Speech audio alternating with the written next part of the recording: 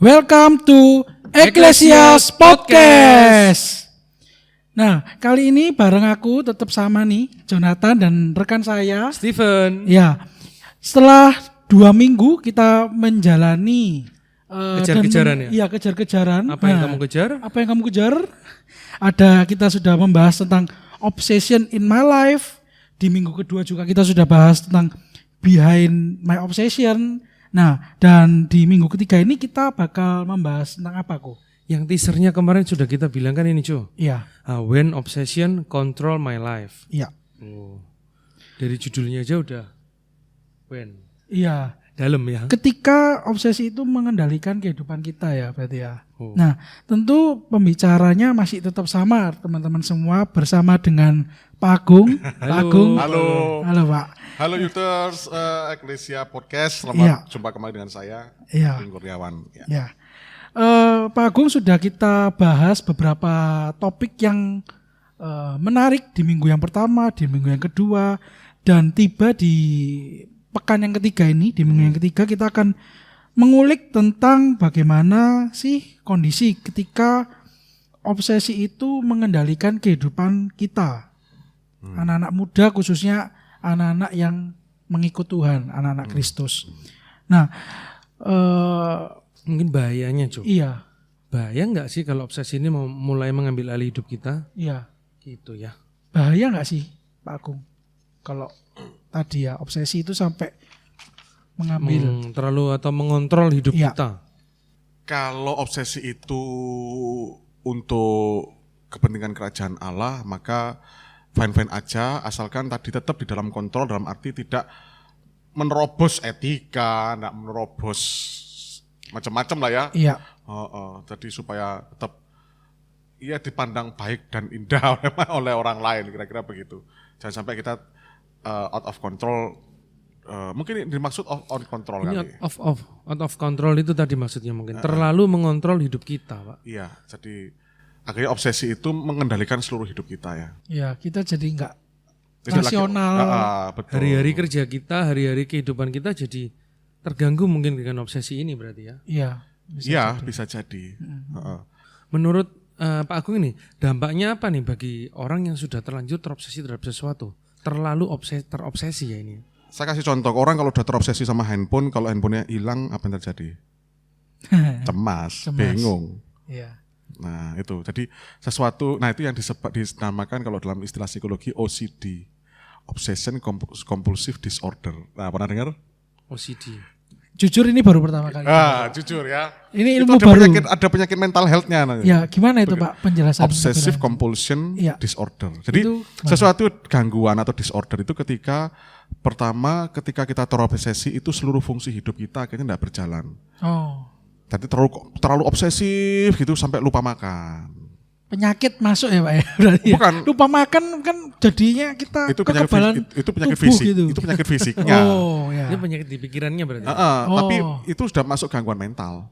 Jadi kalau satu obsesif itu sampai menghambat fungsi hidup, lupa tidur, lupa makan, lupa doa, lupa mandi, lupa keluarga, dipanggili, gak dengar sampai terlalu obsesif banget gitu ya. Iya. Kan ada orang-orang seperti itu sehingga keluarga terbengkalai kayak gitu. Itu yang pertama. Yang kedua, kalau sudah masuk mental health itu gangguan mental itu adalah ketika obsesi itu sudah menimbulkan rasa cemas ketika kita terlalu obsesi sama HP, HP-nya hilang, kita cemas.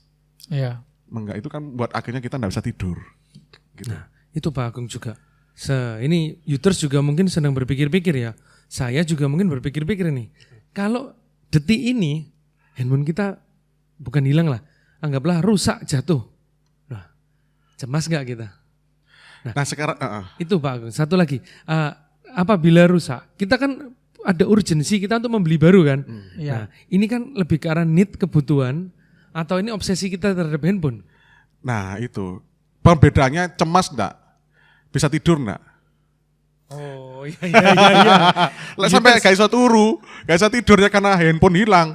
Berarti sudah obsesinya itu berarti sudah masuk gangguan kesehatan Wah, mental. Youters bisa cek ini. Kalau handphonenya rusak atau hilang, apakah masih bisa tidur atau enggak? Kalau sudah nggak bisa tidur, wah ini bisa cek ini kontrol kesehatan mentalnya ini sekarang. Langsung menghubungi nomor yang di bawah ini. Langsung dengan Pak Agung. Kadang-kala memang gitu ya. Saya jujur ya, saya pernah ketinggalan handphone, Pak. Saya berangkat dari rumah ke kantor, sampai di kantor, lah HP ku kok ketinggalan. Tapi namanya kolat komunikasi di tempat kerja, jam 8 sampai jam 5 mau nggak mau saya pulang, Pak. Iya. Apapun, betul. karena itu memang sebuah Iya, kebutuhan. yang dibutuhkan waktu jam kerja. Betul, Tapi beda betul. dengan teman-teman yang mungkin sekolah terus HP-nya nggak kebawa. Ya menurut saya nggak Iya, butuh juga iya, sih, karena betul. fokus kita kan belajar ya. Ya. Terus dampaknya Pak, selain tadi satu ya cemas ya kita pasti ya. Ketika sudah terobsesi sesuatu terus kita belum mendapatkannya, kita pasti akan cemas. Adakah dampak lainnya Pak? Ya macam-macam, bisa cemas, bisa depresi. Sampai depresi juga Bisa ya? sampai depresi itu. Terobsesi sama pasangan hidup, itu pasangan hidupnya mati, depresi meneng. Aduh, aku kehilangan orang yang kucintai itu. Padahal Bisa. dia satu-satunya yang Nah, kalau udah sampai dia satu-satunya itu tunggu-tunggu. berarti kan dia terobsesi. Nggak ada orang lain di dunia ini selain dia. Waduh, obsesinya kan. Ya. Begitu dipanggil Tuhan langsung dia kolaps. Duh, gak ada lagi Nggak ada nih. Cuma lagi. dia yang mau sama aku. Nah, Gak ada yang mau lagi. Gak ada.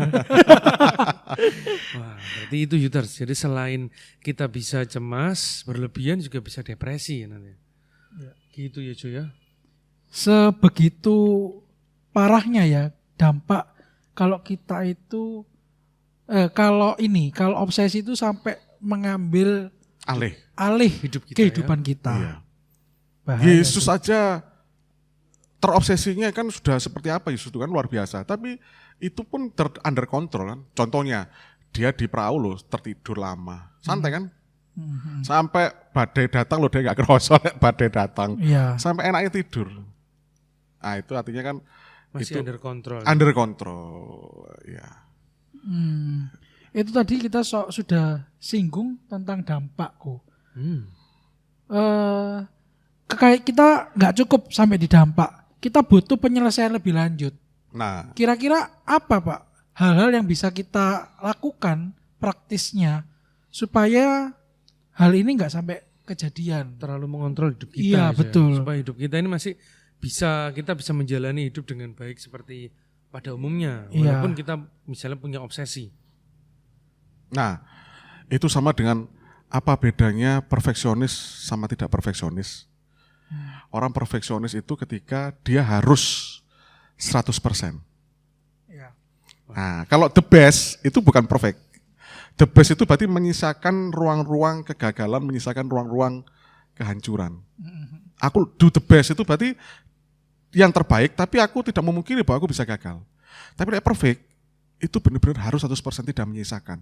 Nah, obsesi itu benar-benar orang itu 100%. 100% 100% aku 100% bahwa tadi itu enggak ada orang lain selain dia, 100% wis. Ya. Tidak menyisakan bahwa suatu saat aku ditinggal dia. Suatu saat pasti kematian menjemput. Kan gitu ya. Ya. Nah, itu kan berbahaya begitu. Pacaran nggak bisa hidup tanpa dia. Wah, itu 100% kan aku harus dengan dia. Nggak menyisakan ruang-ruang suatu saat aku bisa putus, ya kan? Ya. Itu kan harus perlu dipikir itu. Nah, itu. Jadi bagaimana cara mengantisipasi itu ya jangan perfeksionis lah, jangan 100%, tapi di apa adalah ruang-ruang kita untuk gagal, ruang-ruang kita Miliki untuk rasionalitas ya Pak. iya. Bahwa di dunia ini yang 100% itu hanya Tuhan. Ya. Kan begitu. Di titik ini saya merasa mulai mengerti ini cuy. Ya, mengerti apa Ini ini? dari perfeksionis ini, wah mungkin kalau istri saya mendengarkan podcast ini bisa ketawa ini. Jadi saya itu sebenarnya ini sharing sedikit tentang diri saya. Saya orang yang terobsesi, perfeksionis dengan kerapian. Nah, akhirnya saya menemukan obsesi saya. Ya, itu mungkin ya. Kerapian ini, kalau ada barangnya nggak berantakan, saya selalu menatanya walaupun barang milik istri saya. Jadi saya harus menatanya dan harus semuanya itu kembali rapi ke tempat semula. Nah. Itu obsesi saya dan itu perfeksionis saya di situ. Saya benar-benar harus sampai paling contoh termudah ya, uang di dompet Iya. Sisinya harus sama dan urut dari belakang sampai ke depan. Nah, di situ titik perfeksionis saya. Sedetail itu ya. Sedetail itu, betul-betul. Jadi akhirnya, wah ini obsesi saya. Tapi untungnya itu tidak mengganggu hidup saya. Iya. Nah, di titik ini mulai dengan menikah, dengan punya keluarga, ada kalanya saya memberikan ruang untuk perfeksionis saya ini dilanggar. Nah, Jadi itu. tidak seteratur itu pun gak apa-apa wis. Nah, itu yang penting. Tidak mutlak ya berarti. Tidak mutlak. Walaupun saya terobsesi. Iya. Walaupun ketika itu terjadi, Pak. Sometimes saya merasa gelisah. Ini kok gak ditata ya? tapi kadang-kala sekarang saya belajar ada ruang, biarlah sedikit berantakan. Ini ruang ada. Kita hidup tidak sendirian soalnya ya. Nah, itu penting. Jadi kenanya tuh fungsi hidup itu bukan hanya diri kita tapi orang lain, karena kalau kita terlalu terobsesi. Kalau enggak tadi Coach Stephen, neng gak rapi so marah-marah sama istri loh. Awalnya Pak, awalnya. Kok kamu itu bisa jadi satu pertengkaran begitu. Ini manggut-manggut ya kalau dengerin. Iya. Iya cuy, iya bener. Coach Stephen gitu cuy.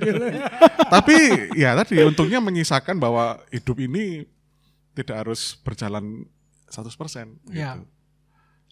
Jadi itu pentingnya ya. Nah, itu seperti orang memandang bahwa dunia ini hanya hitam dan putih. Tidak menyisakan ruang abu-abu. Hitam dan putih itu perlu menjadi suatu idealisme yang perlu kita tuju. Tapi dalam proses jangan sampai itu ke bawah. Kalau kita ke bawah, bingung kita. Karena kita akan merasa bersalah munculnya, perfeksionis atau merasa berdosa karena gagal begitu. Berarti sikap kita sebaiknya gimana nih Pak menghadapi obsesi yang terlalu kuat di dalam diri kita?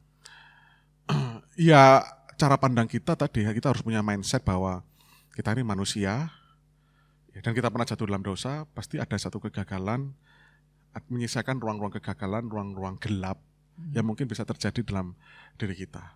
Itu aja. Bahwa kesempurnaan kita itu bukan bukan black and white, tapi kesempurnaan kita itu proses menjadi white. Iya. Betul. Bukan black terus white itu seperti kelapak tangan langsung Ya, diubah. betul. Gitu. Padahal mengubah sedikit miring begini, Susah. itu kan sudah proses menuju kesempurnaan, Iya. menuju white. Nah, kadang-kadang kita tuh enggak bisa terima, ini contohnya dalam berpasangan ya. Kita tuh pengennya berubah 100%. Kita lupa bahwa dia sudah berubah miring sedikit. Nah, kita enggak bisa lihat miringnya itu karena perfeksionis kita. Luar biasa. Di titik ini saya jadi ingat ada kutipan nih. Ada satu lagi. Wah, Cuk. ini nih, jangan-jangan dahsyat lagi kayak tadi nih.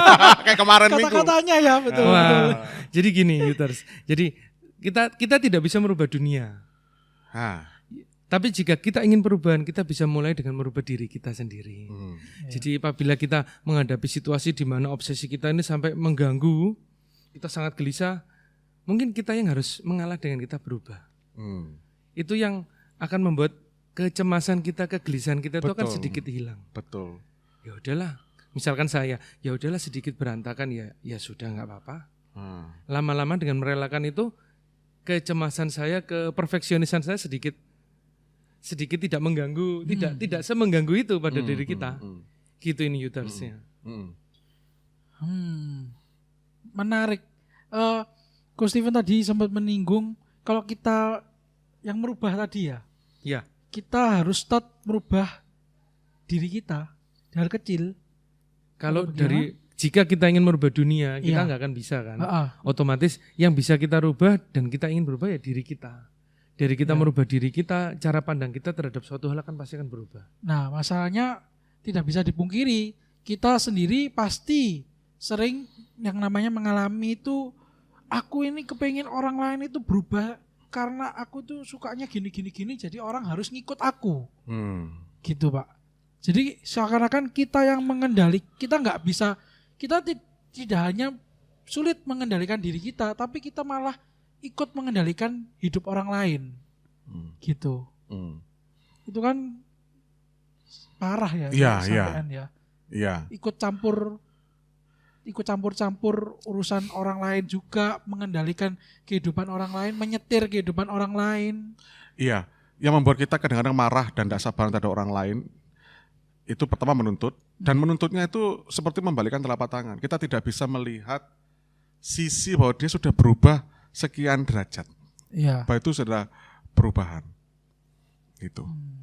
Berubah loh. Gitu. Dan dia sudah berhasil berubah meskipun hanya sekian derajat. Nah kita kan pinginnya kan kita sudah terbiasa nih berubah itu ya berubah. Ya. Gitu kan. Lek dulu kamu ngerokok, berubah berarti apa? Nggak ngerokok. Jangan begitu, dia manusia. Ya, dia ngerokok iya. Dulu sakpak. Sekarang vapor ya Pak. Sama aja. Loh, iya tapi kan berubah. Tapi berubah. Berkurang. Atau lek dulu 12 batang. Sekarang masih 10 batang. Satu batangnya, 2 batangnya wis gak. Kan Ya, gitu. Luar biasa. Nah itu ketika kita melihat bahwa dia sedang berproses menuju perubahan, kita bisa berempati. Nah itu buat kita menuntut orang lainnya itu bisa lebih legowo. Kata orang Jawa tuh legowo itu apa ya? Ya tadi itu memberikan ruang untuk orang lain tuh punya sisi gelap, gagal dan sebagainya. Jadi legowo ini yang membuat obsesi kita yang terlalu kuat itu kita bisa agak meredam ya Pak ya? Iya. Meredam. Nah ini kembali lagi, ini topik yang kemarin kita bahas ya. Kalau yang kemarin kita bahas yang ini, ketakutan kan arahnya negatif. Ya. Nah hasilnya obsesi kita negatif atau positif. Nah sekarang orang kita lihat secara global. Pada umumnya orang mendengar kata-kata obsesi, mendengar kata obsesi itu kesannya tuh negatif ya. Nah Ya. itu ya. Jadi orang ini obsesi sama something, satu hal. Itu kesannya ini udah pasti tidak benar nih obsesi. Nah apakah obsesi ini sebenarnya negatif atau positif ini Pak? enggak, tergantung yang menjadi objeknya siapa. Yang menjadi visinya siapa, yang arahnya kemana dulu. Itu baru negatif. Sebenarnya kata netral kan obsesi. Kembali ke minggu 1 ya. Nah bagi users yang belum mendengarin bisa mulai ini buka minggu 1 nih. Ya gitu. harus dibuka minggu pertama, minggu kedua baru dengerin yang ini. Luar biasa. Jadi obsesi nggak apa-apa. Tuhan Yesus berobsesi kan. Iya. Jadi no problem untuk obsesi. Yang penting dia mau obsesi apa. Apakah gak usah jauh-jauh Alkitab lah. Pertimbangannya apakah itu merugikan diriku, apakah itu merugikan orang lain, Ya. masyarakat luas, dampak negatifnya apa. Nah itu kalau kita pikirkan saya kira obsesi kita akan menjadi obsesi yang baik lah. Gitu. Wah ini sedikit saya penasaran juga. Ju, Ya. apa nih obsesimu? Nah Obsesi. selama podcast ini berlangsung, Jujur ya ini perasaan Coach Steven sudah tanya minggu pertama deh pertanyaan ini. tapi kan belum ada jawabannya nih. Iya, tapi sampai minggu ketiga ini ya, saya masih ngeblur ya. Cuma yang saya bisa pastikan yaitu saya tetap kepingin mengejar sebuah kenikmatan dalam hidup dari sisi ekonomi, Pak. Karena memang ambisi berarti. iya, Ambisi ya. ambisi. Karena memang nggak bisa dipungkiri kita sudah termakan informasi yang bilang 2023 tahun gelap, tahun resesi dan sebagainya. Termasuk mungkin users di sini yang mendengarkan mungkin juga sedang mengalami was-was. Aku harus gimana ini? Aku tahun ini lulus kondisi kayak gini, mana ada yang bisa nampani aku atau menerima aku bekerja? Nah kayak gini ini kan jadi ketakutan juga ya buat teman-teman semua. Ambisinya sudah mau dikejar tahun ini, ternyata nggak bisa dipungkiri kondisi global terjadi demikian. Nah, itu. Kadang-kala kan obsesi, ambisi yang akan kita kejar terhalang oleh kondisi lingkungan global atau kondisi global ya Pak ya. Nah itu caranya adalah mungkin kalau memang sudah pakem visinya, diturunkan menjadi step yang lebih tadi itu di breakdown lagi. Lebih sederhana gitu. Mungkin ya itu lebih breakdown, lebih simple. Misalnya berhasil ekonomi itu maksudnya apa? Misalnya aku kerja seperti apa? Ambianku kerja di perusahaan gitu. Nah global ya mah nggak bisa, ya sangat kerja di perusahaan gitu. Yang penting kerja dulu apa dulu. Nah, namanya kerja di perusahaan nanti, tapi yang penting kan kerja dulu lah gitu. Kerja apa ya? Yang mulai dari hal-hal yang kita bisa lampaui. Kalau gitu. nggak bekerja bisa juga kita lebih ke ini ya, memenuhi skill diri, bisa. kursus apa, sehingga bisa. kan kemampuan diri kita juga terasa ya. Iya, betul. Jadi nanti ketika waktunya tiba, kita bekerja dan lain-lain, kita sudah siap dengan skill yang sudah kita susun, kita latih gitu ya. Nah itulah pentingnya anak-anak muda sekarang untuk mencoba apapun. Ya, jangan takut gagal ya Pak ya. Jangan takut gagal. Karena apa? Karena kita enggak tahu, semakin kita banyak hal yang kita pelajari dan kita bisa, itu membuat kita punya kesempatan untuk lebih sukses. Karena kita bisa skill apapun. Nah itu. Berarti untuk tahun 2023 ini kita dapatkan banyak nasihat nih. Iya. Pak Agun dan Jojo. Jadi janganlah menyerah. Kita anak-anak Tuhan ini janganlah takut dengan keadaan karena semua ini berada di dalam tangannya. Ya, ada semuanya tuh di dalam kendali Tuhan ya. Ya. Yang penting kita juga jangan menyerah dengan keadaan. Kita jangan hanya berpangku tangan. Ya. Talenta yang kita miliki harus kita tambah-tambah. Sekarang kita sudah punya 5 talenta, kita harus tambah jadi 10 talenta. Iya. Betul, Yuters? Tuh. Oke. Nah, terus ini luar biasa ya pembicaraan kita minggu ini ya. Iya. Semakin minggu semakin banyak yang kita dapatkan, semakin banyak nasihat-nasihat, semakin banyak kita jadi dari awal yang tidak tahu beberapa hal, tidak tahu obsesi, ambisi. Mungkin kita sudah merasakannya dalam hidup kita. Ya. Visinya ini kita apa, tapi kita kadang tidak sadar loh. Itu tuh visi, itu tuh ambisi dan obsesi ya. Betul. Oh, masih banyak lagi yang harus kita pelajari nih. Ya, ini untuk teaser juga, Jo. Ini next begini apa yang kita pelajari nih? Ya, sebelum teaser nih mungkin ada tambahan mungkin dari Pak Agung terkait topik pembahasan kita terkait ini. Ketika obsesi ini mengendalikan kehidupan kita. Apakah ada Pak? Kalau cukup bisa saya akan informasikan juga buat teman-teman di sini pendengar setia Ekklesias Podcast. Ya, Yuters kita. ya, Yuters kita minggu depan kita akan membahas subtema yang keempat tentang rancanganku harus jadi rancangannya. Subtema 1 sampai 3 ini keren loh, Jo. Ya, Semua pakai bahasa Inggris semua. Obsession in my life, behind my obsession, ya, sama when obsession control my life. ya. Kenapa yang keempat ini kok tiba-tiba menjadi bahasa Indonesia? Ada sesuatu yang spesial kah?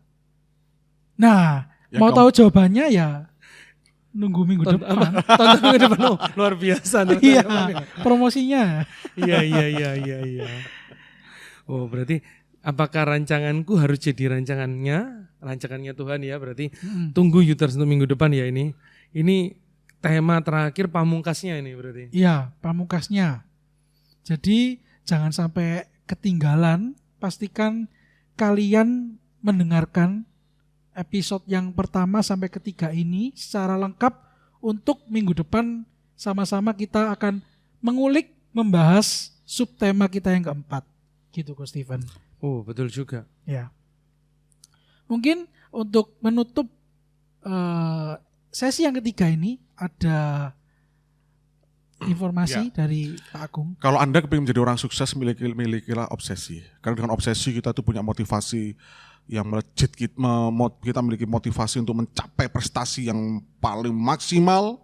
Dengan obsesi kita punya daya juang menghadapi segenap kesulitan, tantangan gitu. Sehingga enggak ada yang namanya sesuatu yang dapat membuat kita mundur. Jadi kunci sukses pertama adalah milikilah visi, kemudian meningkat menjadi ambisi, dan akhirnya menjadi satu obsesi, karena ini kunci kita menjadi sukses itu. Tapi ingat, jangan sampai dikontrol terlalu berlebihan. Ada hal yang perlu kita kontrol berkaitan dengan obsesi kita gitu. Karena tanpa kontrol, kalau itu out of control, bisa membahayakan orang lain dan diri kita juga sebenarnya obsesi itu aja. Wow, Luar biasa. luar biasa. Dalam sekali. Sukses, gimana orang sukses?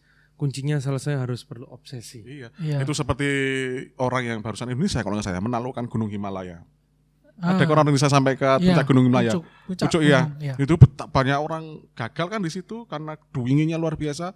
Tapi obsesi itu membuat dia mempunyai daya juang sehingga sukses mencapai puncak Himalaya yang begitu sulit itu karena obsesi. Ya. Oke, Yuters, itu aja pembahasan kita di minggu yang ketiga ini. Jadi sekali lagi aku mau informasikan minggu yang keempat kita akan sama-sama mengulik, membahas tentang rancanganku harus menjadi rancangannya. Pastikan kalian semua yang mendengarkan ini mendengarkan sampai tuntas episode yang pertama, kedua, ketiga, dan sampai minggu yang keempat minggu depan. Oke, sampai di situ dulu teman-teman. Terima kasih sekali lagi buat Pak Agung. Terima kasih Pak Agung. Ya, Sekali lagi saya dan rekan saya Ko Steven mengucapkan see you next week. Bye bye Uters.